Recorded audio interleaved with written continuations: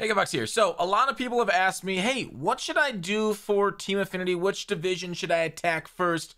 Who to go after? So today in this video, I'm going to kind of answer it, right? Like, we just reviewed all the cards. Now I'm going to kind of go through, rank them. I'm going to base it off Give Me My Money's list right here that you can see. And then, like, basically, I want to rank them. Like, these are pretty close rankings, and I'd say pretty accurate, right? Starting from the bottom, now we're here. With the worst ones, and then we can kind of go on up, and you can kind of see the ranking that he has. It's pretty close to how I do it. Actually, I have obviously minor changes that I do, but you know, overall, like, I think he did a pretty good job after looking through it a little bit little longer, right? Like, you could take a look at the NL East with 3 solid cards at the top of his list, and I kind of want to like break them down specifically. So I want to go through there, and obviously, here's the thing. These flashback and legends right here are important, right? If you like to bunt, which really you should just play another game. Just put this game down if bunting is your thing. Juan Pierre is like the biggest cheeser in the world. Insane bunting, that kind of stuff right here. But the rest of these cards aren't good, and if you pitch Warren Spawn, I don't think you want to do that anymore. So basically, you know, when you're looking after some of these divisions, right? NL East, like, they're, I guess, lower tier diamonds are not good, but their upper tier diamonds are. So you kind of want to like look into that. Like Cliff Lee right here, left-hander with insane walks per 9, right? Walks per 9 right there. Control is crazy. Sinker, cutter, circle change, knuckle curve. Maybe you miss a little bit of the slider, but overall, sinker, cutter, change is a deadly combo, especially with that control and the pitch break. Wild. So Cliff Lee has been very good. He has him rated as #1 now. I don't know if I'd put Cliff Lee as my #1 guy in the game, #1 overall. Looking through it, like, if I were to take, like, I would take Ronnie, right? I think this guy is kind of awesome. You'll see some gameplay of him on the channel. Played a ranked game with him already. A switch hitting shortstop. Sure, his speed isn't great, but his arm is. Got an absolute cannon over there. So love it. Go ahead with Ronnie right there. Grab him #1 in my opinion. He also has Edward Cabrera. Cabrera's nice because he's got kind of a funky delivery from what I've heard. Sinker, slider, curve, changeup. Of course, anybody with a sinker is insane, right? Sinker's the best pitch in the game. I don't think any pitch really comes close to what the sinker can do for you. It can set up other pitches.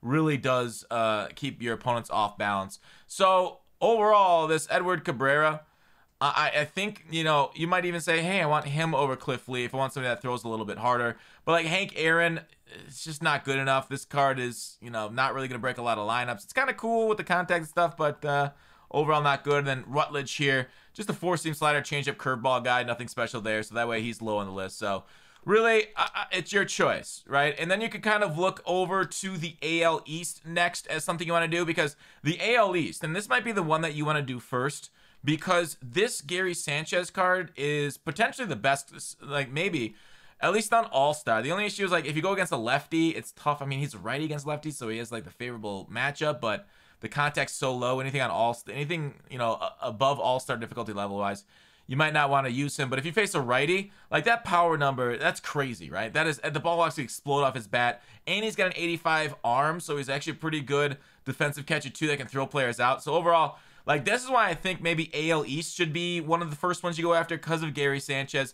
And then you have Chris Davis here, which is awesome. You can platoon this guy at third base just with AL East cards with Edward Encarnacion. Yeah, actually his fielding's awful. You probably don't want to do that. You probably want a better defending third baseman than Double E here, who will get you a lot of ease.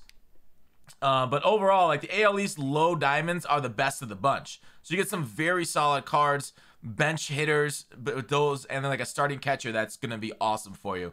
Kiermaier and Kimbrel aren't very great themselves. So I would personally start with the AL East, because at the top of it, Cal Ripken's not very good. Jimmy Fox is. Lou Gehrig's trash.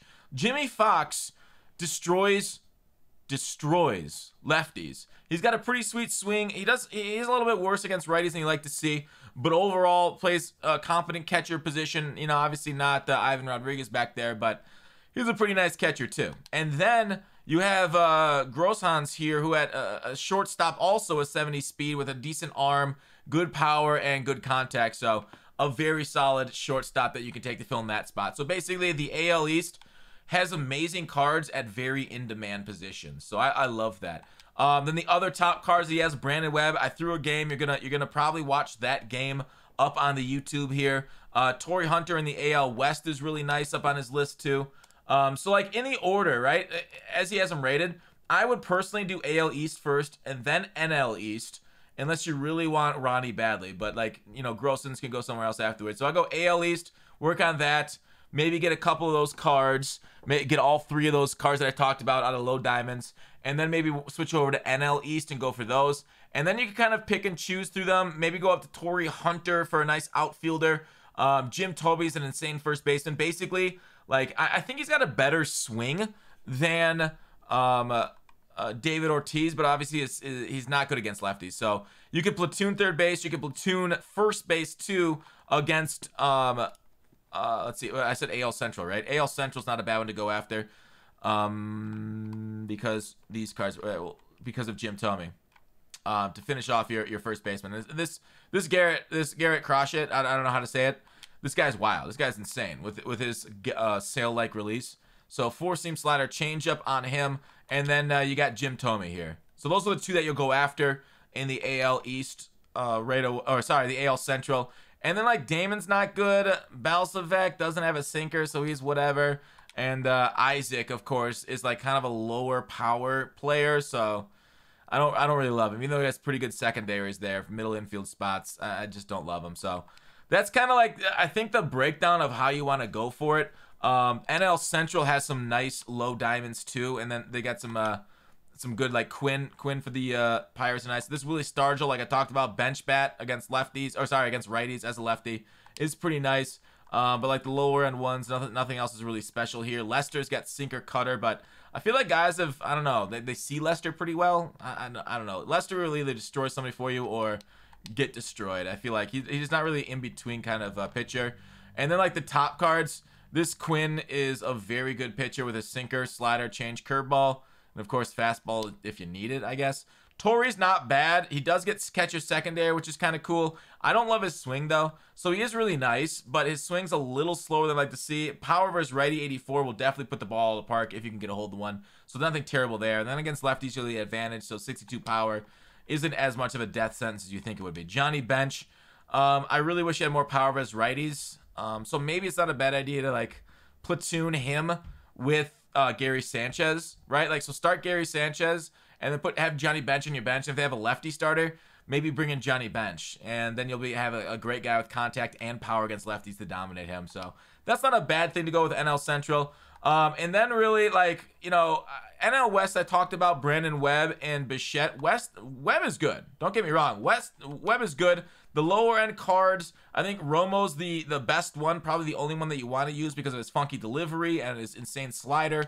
But otherwise, other than this, like, Bichette is really nice. Not the greatest arm in the outfield. 70 speed is okay, but man, he's got a bat for the outfield. And then, like, I think Gray is, you know, kind of whatever. But Brandon Webb with the sinker is kind of nice. I pitched a pretty good game with him. You can go take a look at that. Should be up on the tubes too here shortly. But overall, then wrap up, I guess, with the, what did I say? NL. So, okay. AL East for a couple cards, for at least Gary, and maybe you can go all the way up to Grossans and Fox. NL East, then go back to AL Central. AL West if you want Hunter, but I kind of like NL Central better, and then NL West is to wrap it up if you want. But overall, like, I mean, just get your favorite players, right? Get your favorite players. Just avoid getting guys low on this list. I think Cal Ripken and under are cards that you just don't want to take early. So everything like, I mean, I could see cutting it off a little higher. But like overall, I don't think cards under there are really going to be cards that you really want in your lineup unless you're a big fan of them. I like Edgar in the AL West. I like him. But like I talked about, it depends if you care about defense at third base. You can't really care about defense and have Edgar out there on the field with only 63 fielding. I mean, he'll be fine, but man, I just hate what they did to him against lefties. So that's the video about the places that you should go after. Definitely, I suggest the first two, AL East, NL East, though. Peace.